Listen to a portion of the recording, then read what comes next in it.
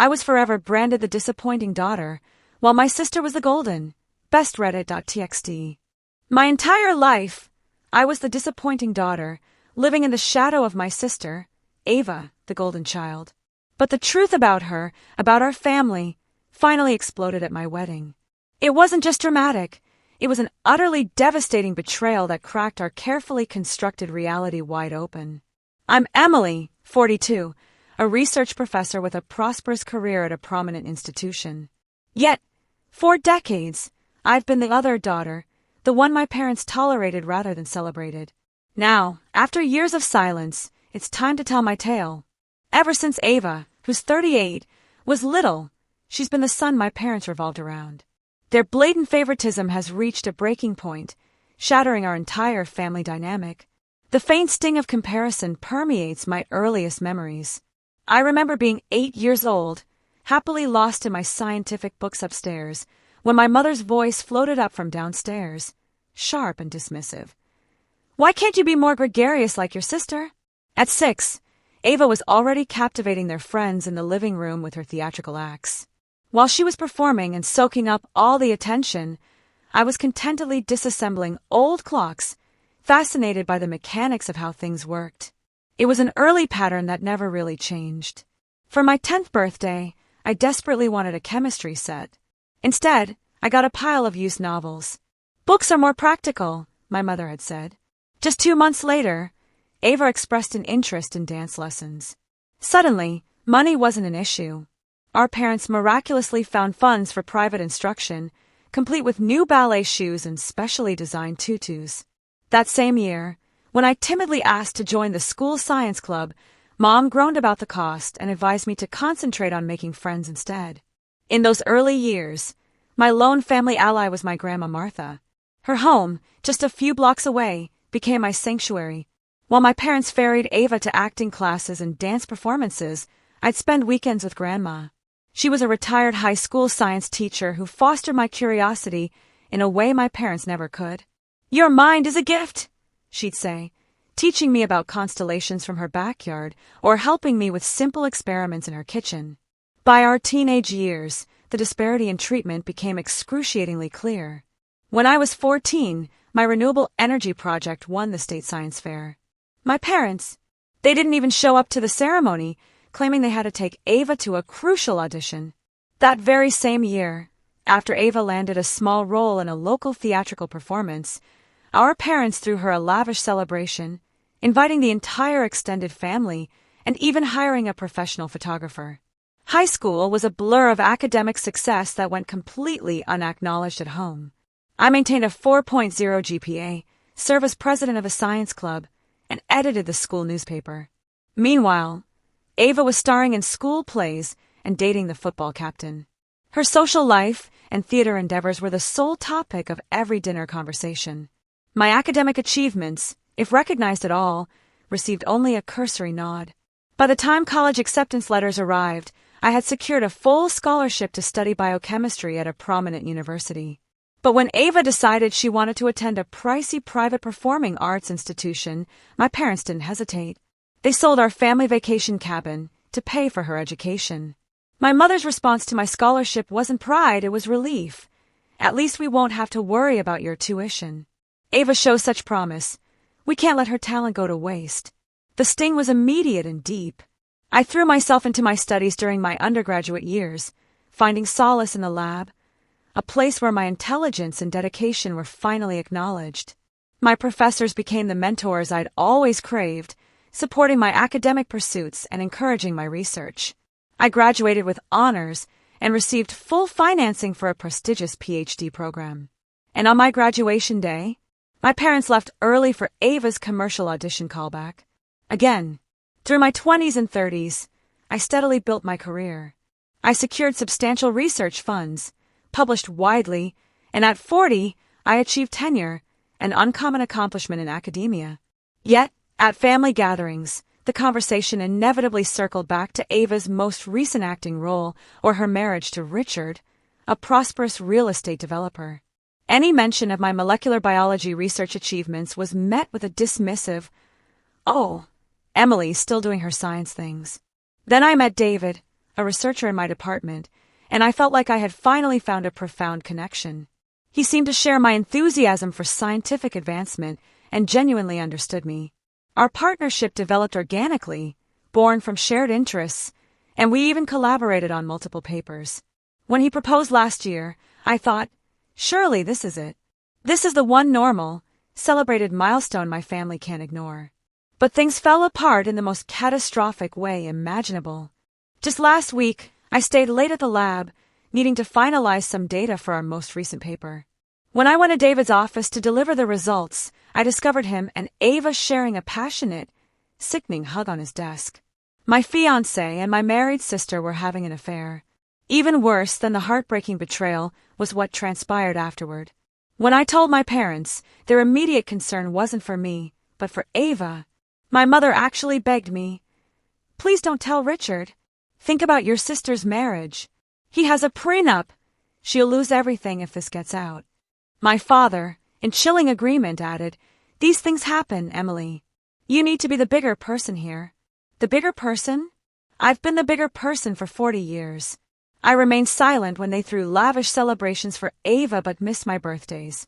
I remained silent when they flew across the nation to attend Ava's community theater performances but missed my PhD defense. When they told me I needed to learn how to be financially independent but assisted Ava in purchasing her first home, I swallowed my hurt. But this was a new low. By the way, if you're still with me, make sure to hit subscribe. More unbelievable stories are coming. Amidst all of this turmoil, an unforeseen event occurred. 3 weeks ago, at a university fundraising event, I met Michael. He's a 45-year-old architect, here to deliver the initial ideas for our new science facility. He creates research facilities, and unlike David, who often engaged in intellectual competition with me, Michael listens with genuine, absorbed attention when I discuss my work. He asks intelligent questions and discusses his own imaginative approach to designing environments that foster scientific advancement. Last week, when I called Grandma Martha to tell her about Michael, she immediately detected the shift in my voice. "You sound lighter, dear," she remarked. "Tell me about this architect of yours." We spent 2 hours discussing everything. How Michael's eyes light up when he talks about how art and science intersect in his designs. How he asked me to comment on his early sketches for the new research wing. How, when we reconnected for coffee, he remembered every single detail about my work. There was a stark difference in how my family treated David versus their response to Michael. Whenever I had brought up David at family get-togethers, they would instantly pivot the topic to Ava's most recent accomplishments. But when I brought up Michael to my aunt during a recent family dinner, my parents actually stopped their normal compliments on Ava's acting career to listen. Of course, they were still able to reroute it to Ava in a matter of minutes. "An architect, huh?" my aunt said.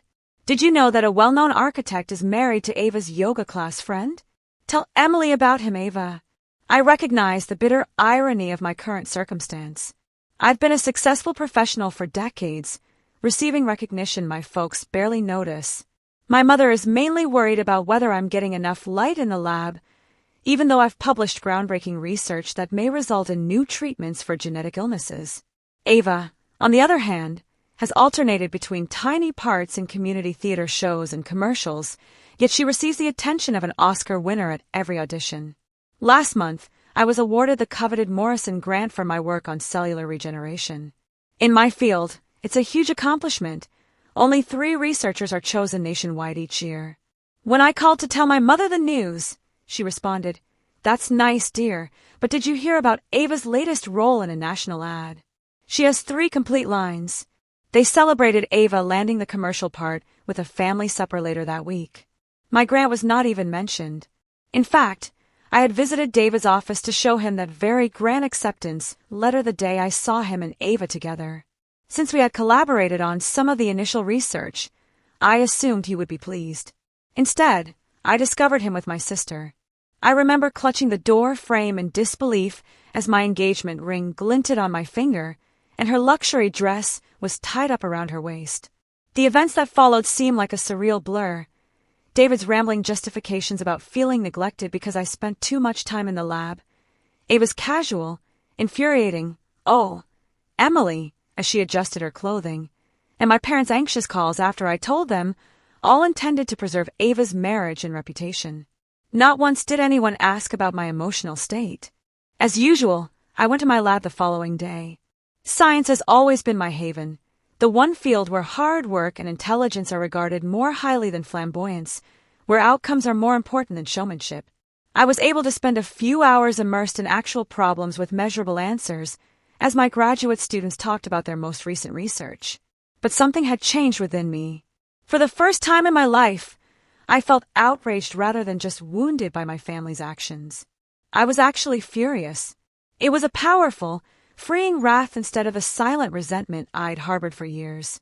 Looking at the grant letter on my desk, the papers I had published, and the students eagerly awaiting my direction, I recognized that I no longer needed their approval.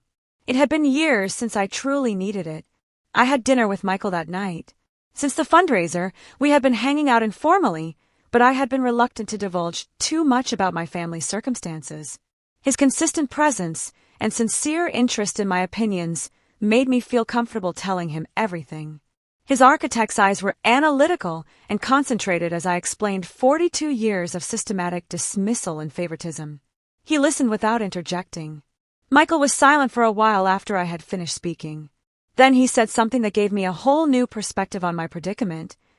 In the field of architecture, we occasionally come across structures that appear flawless on the outside but have serious structural problems that cannot be resolved by cosmetic remodeling. In these situations, the most considerate thing we can do is admit that the structure is no longer safe and construct a new one. He was right. I've tried being the ideal daughter, the smart researcher, the understanding sister. I've minimized my accomplishments to avoid overshadowing Ava, and downplayed them to spare my parents the cognitive dissonance of having to acknowledge them while maintaining their narrative of Ava as the special one. I've spent my entire life trying to fix a fundamentally flawed family structure. Grandma Martha, who is 92 years old and still as sharp as ever, always sees right through the dynamics of our family. Last night, I had supper with her. Your parents have spent so much time making Ava the star of their show that they've forgotten there are other stories worth telling, she added, swirling her tea with a poise that belies her advanced age. But you, my dear, have been writing your own story all along. Perhaps it's time to stop letting them edit it, she continued after taking my hand. I am writing this now because I have made up my mind. Michael and I have been talking about getting married, not engaged yet, but headed that way. And when the time comes, I will not have a large family wedding, nor will I invite my parents or Ava, who will inevitably try to make it about her in some way. Instead, I will have a small celebration with the people who have truly supported me, Grandma Martha, my Aunt Linda, my coworkers who appreciate my work, and Michael's family, who have shown me more sincere interest in 3 weeks than my own parents have in 42 years. I let Ava's attempt to call me go to voicemail yesterday, and she left a message saying that I'm overreacting to the situation with David and that she wanted to explain. She concluded by reminding me that she is my only sister and that families should forgive each other, which I deleted without answering. For the first time in my life, I'm putting my happiness ahead of my family's meticulously crafted story, choosing to be surrounded by people who appreciate me for who I am rather than who they wish me to be, and celebrating my accomplishments without downplaying them to stroke someone else's pride. But here's the thing. I'm a scientist, and I deal in observable facts. And the facts are that they broke up this family long ago, piece by piece, every time they chose to devalue one daughter in order to elevate the other. I know there will be fallout when my parents realize I'm serious about cutting contact. They'll probably tell everyone that I'm being dramatic, that I'm jealous of Ava's success, and that I'm destroying the family. But I have my research, my students, my grants, and now possibly a partner who sees me clearly and values what he sees. So here I am, at 42, finally prepared to do the most important experiment of my life, seeing who I can be without the weight of their expectations and disappointments. Perhaps that's more than enough. Perhaps that's everything. First update. 3 months have passed since my previous post, and a lot has transpired. Let's start with the good news. Michael and I are officially engaged. He proposed last weekend while we were going over the final blueprints for the new research center. He had concealed the ring in a blueprint tube, and it was the ideal combination of thoughtful, subtle, and holy us. Let me give you a little background. so you can see how far I've come. After the David and Ava disaster, I threw myself into the new research facility project, and working with Michael became my haven. As my family called me nonstop to ask me to forgive Ava and keep the peace, Michael and I spent long hours talking about how to create the ideal laboratory spaces. The interaction itself was a huge contrast to my experience with David, who made his proposal at a department meeting, making it all about getting attention from the public. With David, everything was a competition: who had more publications, whose research was more innovative. Michael, however, made it personal and significant. My Aunt Linda, who was sincerely delighted for us, sent the bad news to my parents, and within hours, my phone was overflowing with messages. "Why didn't you tell us you were seeing someone serious?" was Mom's initial reaction, rather than congratulations. "Ava may have compared you to her friend's architect spouse." The guilt-tripping then began. "We should have been the first to know. We're your parents." It didn't matter that they hadn't inquired about my life once in the 3 months since the David incident. They were too preoccupied with helping Ava cope with the anxiety of possibly being discovered having another affair. Mom called in tears, claiming that I was denying Ava her position as maid of honor in family tradition. When I reminded her that Ava wasn't even invited, she fell silent for a full minute before giving a speech about forgiveness and family ties. That's when the real drama began. Richard has been aloof ever since David, my ex-fiancé, began working as a personal trainer at his company's fitness center. Yes, you read correctly. David quit academia to pursue a career in personal training. It seems that he and Ava have been seeing each other at the gym. Richard isn't aware of this yet, but people are definitely talking about it. During this trying time, Ava has been phoning me every day and leaving messages about how she needs her big sister. In contrast, my research has thrived amidst all of this turmoil. Last week, we were awarded further funding for our cellular regeneration study, and the grant committee particularly mentioned the creative lab design Michael and I created together as a contributing reason. Grandma Martha was thrilled when I contacted her to tell her the news. "That's my girl," she remarked proudly. Michael's mother, a retired judge who truly knows the complexities of the situation, said something that truly spoke to me. "Family isn't about sharing DNA, it's about sharing respect." Michael's family has been incredible throughout this entire ordeal. One of my best friends is his sister, a professor of literature. Michael and I had our first real date in the botanical gardens, where he had asked me to discuss the greenhouse specifications for the new research facility. We ended up talking for hours about everything from architectural history to photosynthesis, which is why the wedding planning has been surprisingly calm, mainly because we are keeping it small and meaningful. Grandma Martha, who has been more of a parent to me than my own parents ever were, is the only member of my immediate family who will be there when Michael and I meet with her tomorrow to show her our wedding preparations, and to be honest, it seems perfect. I've started going to a therapist to process all of this, and she's helping me understand that it's okay to set boundaries, even with family. Michael joins me for some sessions, and his insights as an architect often provide interesting perspectives. "Emotional boundaries are like load-bearing walls," he said in our most recent session. "They're not about keeping people out, they're about maintaining structural integrity. For now, I'm concentrating on my research, my future spouse, and finally putting myself first. I'll provide another update once we have a clear wedding date. For the first time in my life, I feel appreciated and seen for who I am, not because I'm someone's sister or daughter." Second update. 2 more months have passed since my last update, and I wish I could report that things have improved with my family. The wedding is in 3 weeks, and instead of being a happy period of preparation, my parents and Ava have caused yet another family crisis. We meticulously organized everything. A small ceremony in the botanical gardens, followed by a private reception.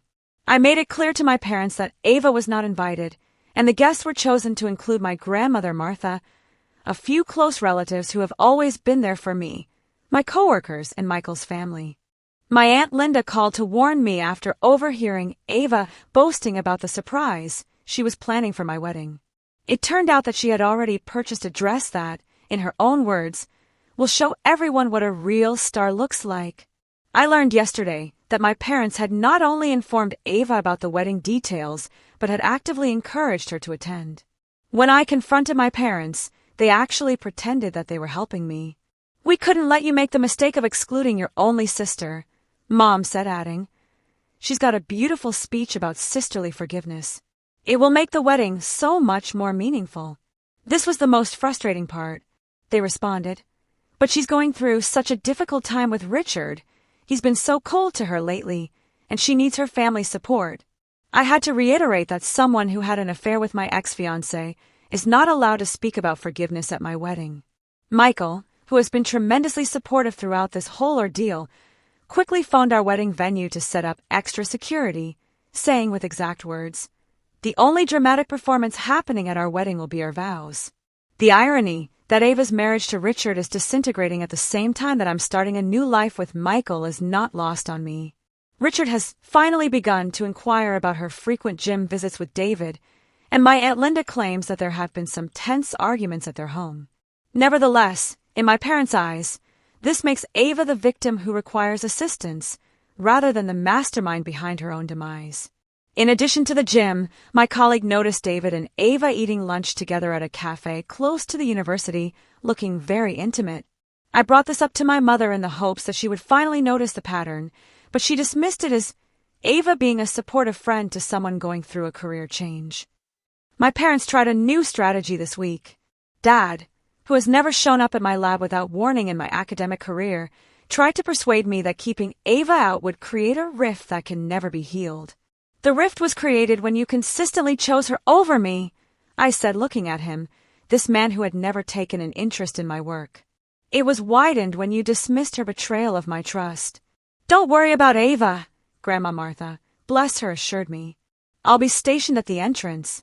She wouldn't dare try to get past me."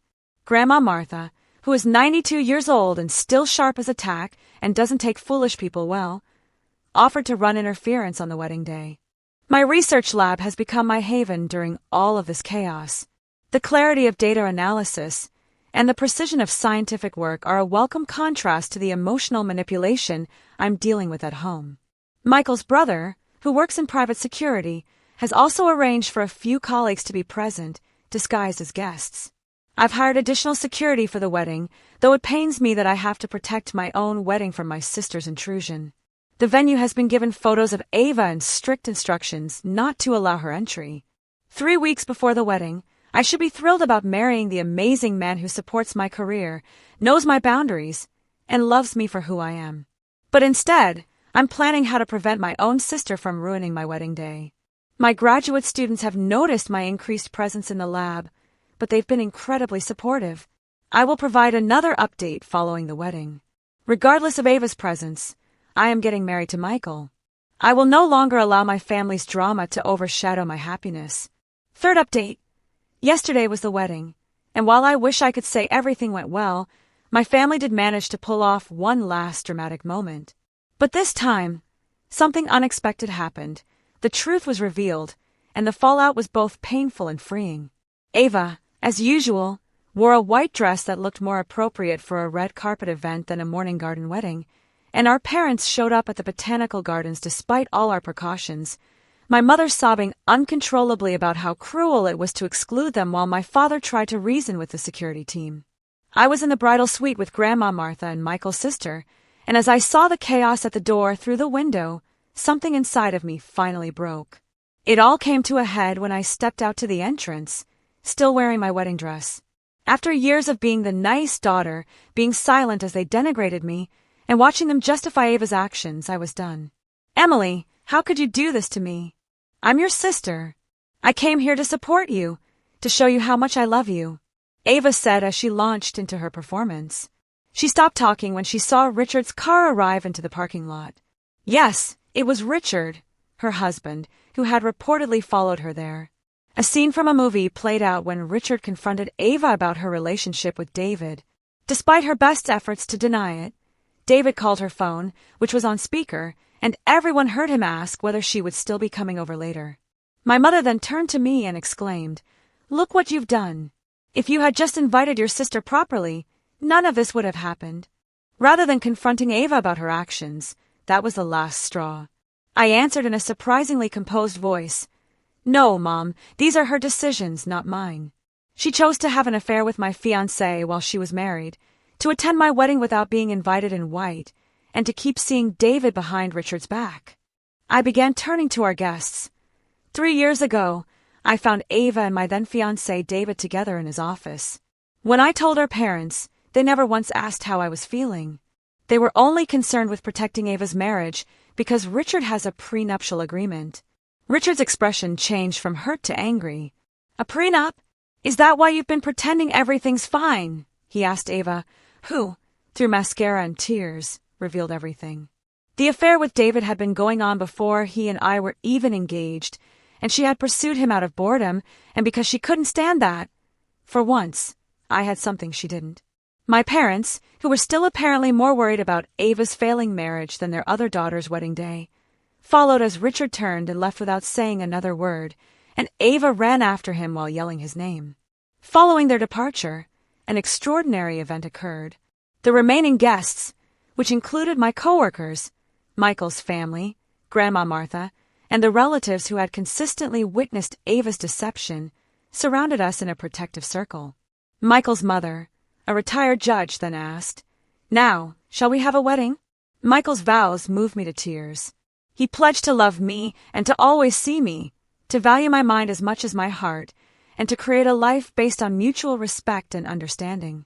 The ceremony was lovely, with the gardens in full bloom and the morning sun casting a natural spotlight through the trees. My Aunt Linda told me today that Richard is divorcing Ava, and the prenuptial agreement means she will receive nothing. My parents are inconsolable, trying to find out how to support her, but for the first time in my life, I don't feel compelled to join in the drama.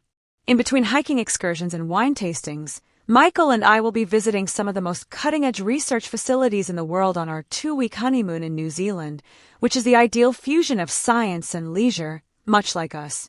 Some of the most significant experiments are the ones where everything goes wrong, but you end up discovering something revolutionary, Grandma Martha observed when she called to see how I was doing this morning. As always, she is correct. Amid all of that craziness, I found my own strength. I'm not sure what the future holds for my family, but I'm concentrating on my new life with Michael, my research, and the family we've chosen, one based on genuine love and respect for one another, rather than duty and rivalry. I have a feeling my parents will eventually try to get in touch with me, most likely to ask me to help Ava get back on her feet. It's time to begin my honeymoon with my amazing spouse who loves me because of my commitment to science, not despite it. This will be my last update. Cheers to fresh starts, unambiguous boundaries, and at last, the freedom to be who I truly am. Thank you for watching. If you haven't subscribed yet, please do so and hit the notification bell to stay updated with more shocking real-life stories happening around you. Tell me what you think. Have you ever had to choose yourself over the family you were born into? I really want to know.